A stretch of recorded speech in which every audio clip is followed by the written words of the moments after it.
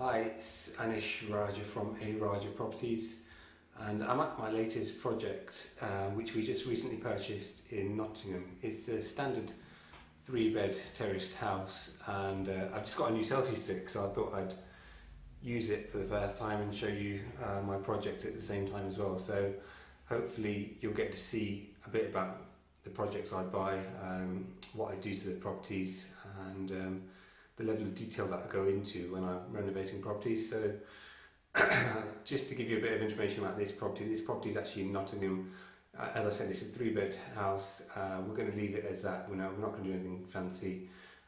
I actually love these 3-bed terraced houses because they're so sought after. There's so much demand for 3-bed houses because there is such a shortage of them in the rental market. So they do have a lot of demand, and you can get good rent from tenants as well. So these are my ideal properties, and they're fairly easy to manage, both in terms of refurbishment and then lettings wise as well. So that's enough about me. I'll do a quick run through of this property now so you can see more for yourself. Thanks. So this is the front reception room. It's a typical terraced house, so you've got 2 reception rooms, you've got a kitchen at the back, and there's 3 bedrooms. So 3 bedrooms are really good properties to have in your portfolio because they do rent a lot quicker, and there's a lot more demand for 3-bedroom houses, and obviously you get slightly more rent compared to 2 bedrooms. So it's in fairly good condition, as you can see. You know, a lot of people would buy this and rent it as it is, but I'm going to tell you what I'm going to do to it because I want you to see the level of detail that I go into. So you'll notice that there are some hooks on the walls that the owner didn't take out. You can see there's marks on the radiator. I mean, it is in fairly decent order, but there are scuffs on the walls and hooks and things like that. And I wouldn't present that to a tenant as it is at the moment. I'd take out the hooks, fill in all the holes. Scuffs on the walls, scuffs on the skirting board. It needs a bit of a good clean.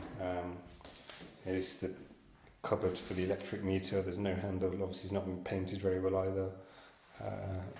This is the cupboard for the gas meter. Again, it's not been painted very well, or the paint's peeled off. So things like that. I am going to get the house fully decorated top to bottom.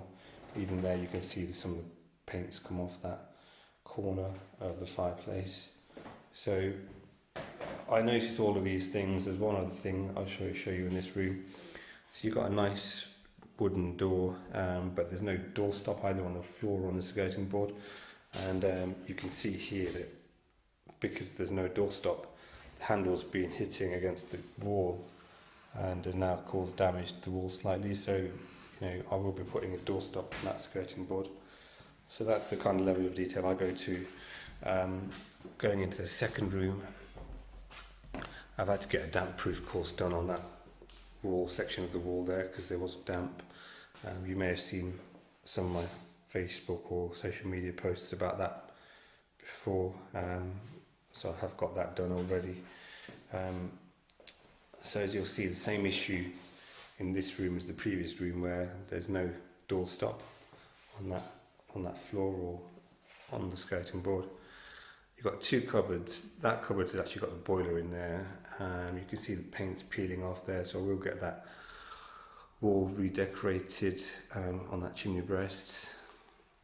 This is another cupboard which has got some hooks for storing coats and things. As you can see, half the hooks are all broken, damaged, so I will be replacing them. So I've got my materials here already. So that I don't present properties like this in this condition to tenants because I find that they'll then obviously moan, rightly so, that it's not in good order. So it is best to get things done properly.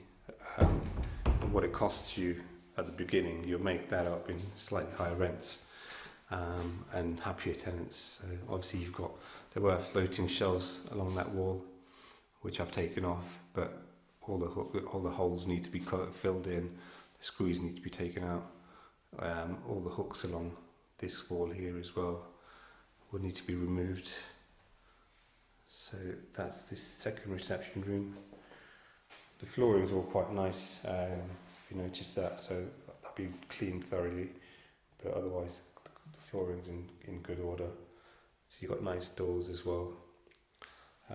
Going into the kitchen, on first appearances, it looks quite a tidy kitchen. You know, obviously it's not wow, it's not standout, it's not the latest designs or colours, but it looks in pretty good condition. So when I agreed to purchase this property, I did a superficial viewing and thought it was in good order. However, since I've picked up the keys, I've noticed a few things. Now I've taken the door out myself, so it's not that it's been broken or anything like that. But when you look at the doors closely, so you can see the marks there, and there as well. You know, it's pretty much all over the doors and the drawers. It's not perfect. You look at the plinth there, so stuff like that, and the damage there to the end panels. This door doesn't actually close properly. The hinges need adjusting, but then you can look at the door there, and that's got damage from water all along the bottom there. It's not great, all damaged drawers. So when you think about it, to me, I wouldn't present that to a tenant. I know there are landlords out there that would rent it as it is and just say, look, it's damaged slightly. You know, they'll leave it to the tenant, but it's not fair in my opinion. So I have actually ordered all new doors and panels and plinths to replace all of these, and trims as well, because that's the thing with kitchens. You get not just the doors, not just the panels, but you've got the trims, you've got worktops. So in this kitchen, I'm not changing the worktop or the tiles, but I am changing all the unit doors. And I think that's quite a good tip if you're looking at kitchens and don't want to replace the whole kitchen top to bottom. You can replace just the doors, as long as the carcasses are all in good order. You can just replace the doors, the panels, the plinths, and if necessary the worktops as well. And that saves on materials, but it doesn't save that much on materials if you've got good deals through buying groups that I have memberships to. But the main thing is the labour costs. It's obviously a lot cheaper to replace doors and drawers and panels and trims in a kitchen than it is to rip out the whole kitchen, take out all the carcasses, put in new kitchen units, put in new tiles, put in new worktops. Labour costs are obviously the thing that add to your costs more than the materials. So that's downstairs. The whole house will be redecorated, as I said. I'll do it into a nice light grey colour. So that's downstairs. I'll take you upstairs now. So going up the stairs, you've got this dark grey carpet, which it's in reasonable order, I guess, but I'm not particularly a fan of this colour. And when I'm going to spend a bit of money to change a few things and redecorate, I'm going to change the carpets as well at the same time.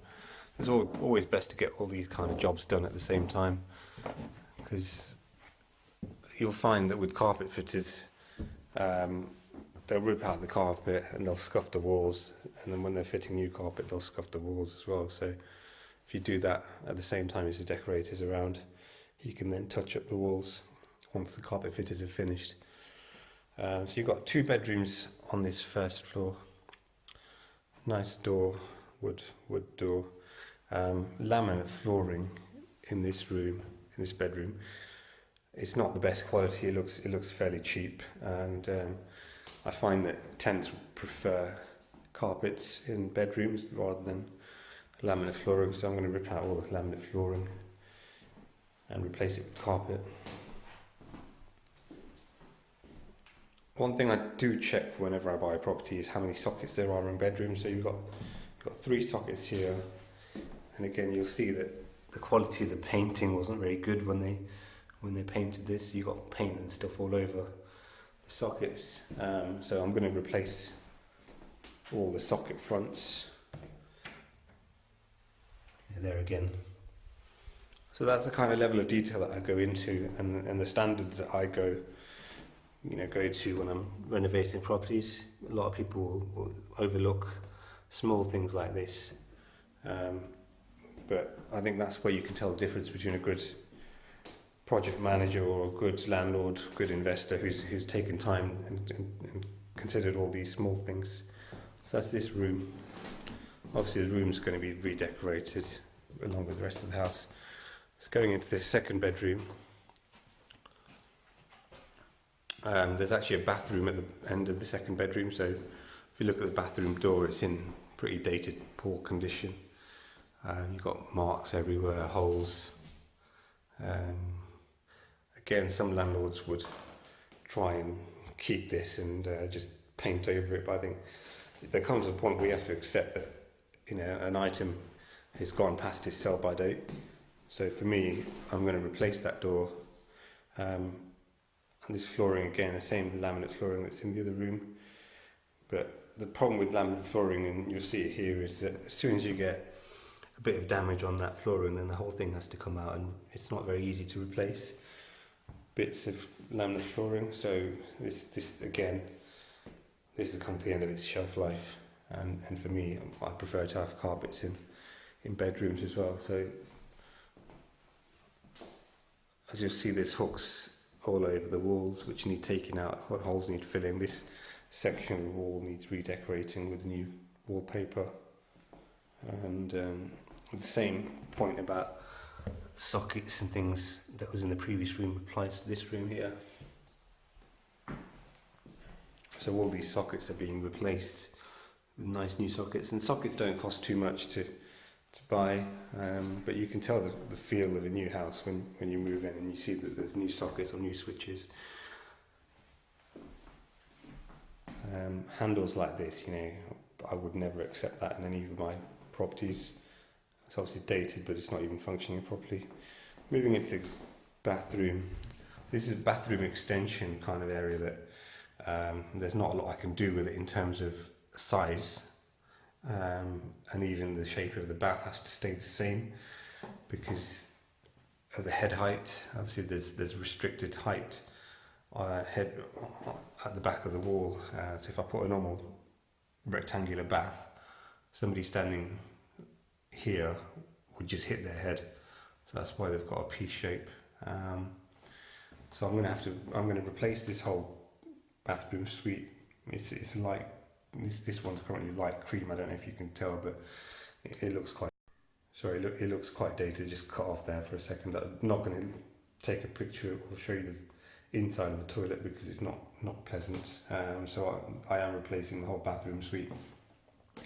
The tiles are in fairly good condition. The only thing is that when you look closely around the edge of the tiles, you'll see that the grouting has all come off, got worn away. So I'll be re-grouting all the tiles around here. It's not a job that's particularly easy for builders. They always complain when I tell them to do it, but I'd rather do this than have to replace all the tiles. So that's the bathroom. I'll take you to the final room now. So we're going up to the final room, and this is a quirk about this area in Nottingham, and the houses in this street are all fairly similar in the sense that they've got this kind of attic room, and legally it shouldn't be sold as a bedroom because in order for the attic room to be sold as a bedroom, it should have fire protection, so it should have a fire door at the entrance to this attic room, but estate agents will just ignore that and will just sell it as a 3-bedroom. So it did go through as a 3-bedroom house. The surveyors did actually say that it was a 3-bedroom house on the mortgage valuation, so there's no issue in terms of that, but legally you should really get a fire door put in on an attic room. So I am going to put in a new fire door here. The problem with that is that there's no obvious place to put a fire door because fire doors are quite heavy. So in order to get the frame in the wall and to have enough space as well at the bottom of the step, so you can't have a fire door just on the final step. You have to have a bit of space in the landing before the fire door. So we're going to put the fire door here, just where this step is. So you've still got quite a bit of space before you start walking up the stairs. But in order to do that, I'm going to have to kind of lose this cubby hole area, which is quite nice storage. But I'm going to have to block up this whole cubby hole in order to put a door frame to this area, which will then be strong enough to hold the fire door. So it's slightly annoying because I'm losing good storage space, but it's one of those things that I do want to make sure it's done correctly. So going upstairs, you see the stairs are in the carpet's in fairly poor condition. The decoration's in fairly poor condition as well here. So, you know, I am replacing all these carpets. I just thought, well, I may as well replace the other carpets that are dark brown. So there's one step here that is a bit loose. So you can see there, and that step looks like it's broken. So once we take off the carpet, we'll examine that, and if it can be repaired, great, but if not, then we'll just have to replace that step. So it's quite a nice attic space because it is quite big and it's quite bright. So you've got a massive Velux window there. You've got this fancy fan light, which I'm not a fan of. Excuse the pun, but we've got 2 sockets in the bedroom, so that, you know, like I mentioned before, always check how many sockets there are. Again, this is in really poor condition, so I'm replacing the sockets there. The carpet's terrible, like I said earlier, and the whole house will be redecorated, so the horrible pink-purple combination will not be here once I've finished. And there we go again, another horrible socket. So yeah, small stuff like that. This Velux window, it's got these really, you know, fancy blinds, but sorry, not blinds, but curtains, and they don't really do much of a job because they're see-through. So what you can do is you can actually get blinds that fit onto the Velux windows, and you can get blackout blinds, and I've got that in some of my other properties. So I'll be doing that here as well. So that was a run through of this project, which hopefully you found useful, and hopefully you gained some insight into my business and the level of detail that I go into when I'm renovating properties. So if you're interested in investing in properties like this in the East Midlands, I do source properties for clients in the East Midlands, so Nottingham, Derby, Leicester as well. And I've helped investors from around the UK buy properties in the East Midlands. So if you're interested in that, feel free to get in touch and see if I can help you. I can obviously do the management side as well, so I can let the property hand manage it for you. So it's a full hands-off service if you're interested. If you've liked this video, feel free to share it or comment below or like the video, and hopefully I'll see you soon. Thanks, bye.